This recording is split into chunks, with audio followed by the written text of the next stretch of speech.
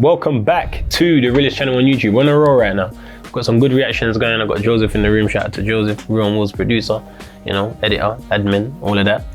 We've got image runs behind the camera, head director. You know what I'm saying? Editor.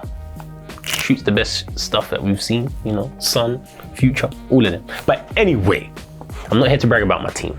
I'm here to react to what's next for Gervonta Davis and what's next for Ryan Garcia and why Tank beat Ryan Garcia the past weekend. Now, we don't see many guys in their primes, one being 28 years old, one being 24 years old. I wouldn't say Ryan is in his prime actually. I think his prime is actually at 140, super lightweight, light welterweight, and maybe even 147. But he is definitely a live, fresh opponent. He was undefeated, as Tank's undefeated. And we don't see these fights often in boxing because people are scared to take risks. These guys took risks in their careers that people normally take when they're like 32, 33. So we have to, first of all, applaud both guys for this. Also, 1.5 million in pay-per-view numbers, which is crazy to think, but at the end of the day, and I think they broke a Nevada boxing record. I think they're the 6th highest grossing fight or 7th highest grossing fight in Nevada boxing history. Las Vegas is in Nevada, by the way. So think about all the biggest fights that's happened in Las Vegas, and these guys went and broke some records the other day. So I think I wanted to highlight that first, how beneficial this is to the game of boxing and how many people were in tune with this fight. Let's get into the fight now. So the whole build up, Tank said, Ryan, you got one punch, the left hook. I thought Ryan was gonna hear him say that and mix it up, add some other stuff to his arsenal, but instead he done exactly what Tank said and was trying to land the left hook. When he was trying to land the left hook, Tank was finding ways to avoid it, he was finding ways to duck underneath it, and he was finding ways to counter it. As we see in round 2, Tank was really moving around the ring a lot, trying to not let Ryan have a target or set his feet. You can see Ryan's was very eager to get to Tank. He just wanted to put a hurting on him. Look, you see whenever they got close, it got roughed. He's hitting him behind the head. He was trying to rough him up. Tank's talking to the ref. Ryan's still trying to rough him up. It was a very aggressive performance from Ryan, but not the most calculated performance. Nice and merry shorts though. But you can see here, Tank was ready for that hook, and he actually throws 2 hooks before the hook that sends him to the canvas. He gets countered off it. So you see he throws a hook there, Tank goes underneath it, he throws another one, boom! It was actually 1 hook, but he repeated the same punch, sat him down on his ass. Now Tank is technically very good, but because he's a powerhouse, people like to take away from his boxing ability. A big thing that I've been seeing on Twitter every day since the fight has happened is the rehydration clause. Mario Barrios, a former opponent of Tank Davis, was under a rehydration clause and only revealed that after the Ryan Garcia fight because Ryan was on a rehydration clause contract and it was a catch weight of 135. Whose fault is it? Ryan's. If you cannot fight effectively or your best at a certain weight, don't sign the contract. That's how I look at it, because when the result ends up being the result, you will use that as a golden reason to, that's why I'm so much better, because he even had me on a rehydration clause and I still smoked him. You would hear that. So when it doesn't go that way, don't lean on it as an excuse. And I actually put out a tweet about that because they're giving Tank a lot of stick here. Oh, he ain't really fighting guys at their best. He's fighting guys that are drained down. Why are these guys fighting Tank? Drained? For the money. Because he's the draw. He has the attention. He's the champion. And people want to work with him. People want to fight because there is traction there.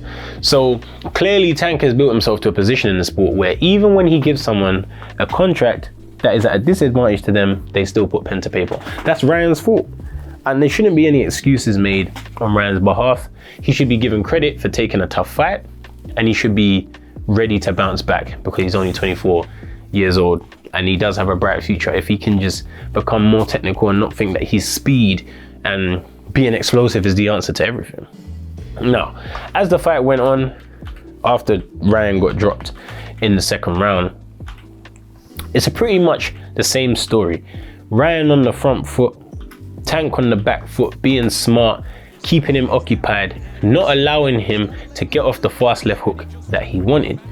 Tank keeps firing that left hand down to the stomach, to the pit of the stomach, which was a repeated thing throughout the fight.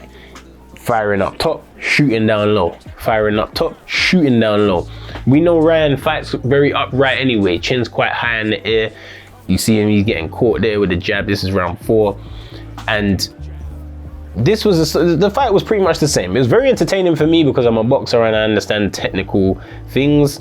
But to those that are not boxing purists or enjoy the technical side of the game, I've heard people say the fight was boring. Not one piece of this fight was boring to me. But let's forward it. Let's forward it to the finish because, as I said, the fight is pretty much the same of the same. And it's round 7. So bear in mind, let me pause it there as Tank's pointing at the ground, round 7. This fight was not a title fight. This was a non-title fight. It still broke records. They still got probably the highest paydays of their careers without a belt being on the line, which shows why I do what I do, why fighters should brand themselves, why they should promote themselves outside of the ring, not just in the ring with their abilities. Because the fact that these two have a following of the magnitude, of that magnitude, allows them to get their highest paydays, sell out an arena, and there doesn't even need to be a world title on the line. If that doesn't tell you focus on your branding and make people care about you, I don't know what will. So we're gonna forward it here, because we're gonna get to the finish, which a lot of people couldn't believe was the end of the fight, unless you've been hitting your liver before. If you've been hitting your liver, you understand why the fight ended there. Right, let's take it back right now. So we're a minute, we're gonna go a minute 40 in the round. So we see Tank, he's been using that plan throughout the whole fight, throwing high, shooting low. His head was pulled down in that exchange and he threw whilst he was low, hitting Ryan in his liver. Ryan had a mild nosebleed before this knockdown. After getting hit in his stomach, his nose was bleeding more. Referee calls off the fight, he didn't make the count. Until you get banged in your liver or banged in your body and your nose starts bleeding, I don't want to hear anyone say he quit. That means that damage was done. Body shots are not the most highlight real finishing things because it's not a headshot. Everyone likes the headshot finish. I banged him in his temple. Oh, he went to sleep. Nice. But the body shots, they're dangerous. And this fight was an example of what happens when you go downstairs. Winderson knows. He got his win going downstairs to the body, hit the liver. Tank hit the liver. It's a very dangerous punch. Doesn't look like much on the eye, but it does cause the person to break. What is next for Tank? There is a lot of fights at 135 for him. Devin Haney, Shakur Stevenson, who else we got there? That would be Loma. There's a lot of fights for him at 135, Kambosos. And I don't know who he's gonna fight next. But there's options and there's big money paydays available for him in that division. Ryan should now make the move to 140 because we don't want to hear you're too drained at 135. This fight was catch weight at 136. We want to see him at 140. Okay, he's been on the scene since he was a teenager. Naturally, as a man, you grow and you develop into a bigger person. We've seen it across the years with many of fighters, even to the point where Manny Pacquiao can become an 8-weight world champion. Ryan is ready to go up to 140. There's also big fights at 140. Teofimo Lopez, Josh Taylor, Regis Prograis. There's a lot of fights there for him. So I would like to see him go up to 140, have a nice touch up, not one too crazy, but just so he can perform at his optimal weight and not be in this position where he said he felt weak, and even walking to the ring, his legs felt weak due to the rehydration clause and being underweight. Hopefully we see some more super fights like this, guys in their prime. We're still waiting on Errol Spence and Bud Crawford to face off, and it's kind of died out now because both guys are not in their prime anymore. Still a fight that I will watch when it happens, if it happens, but it's not the same as it happened in 2, 3, maybe even 4 years ago. So that is the review. That's the reaction to Tank Davis and Ryan Garcia. Tank is one of the best fighters out there today, 100%. He should be in anyone's pound for pound list, and he's a dangerous guy. Ryan, I hope he bounces back, and I hope that he continues to fly the flag of people who know how to promote themselves and also know how to fight.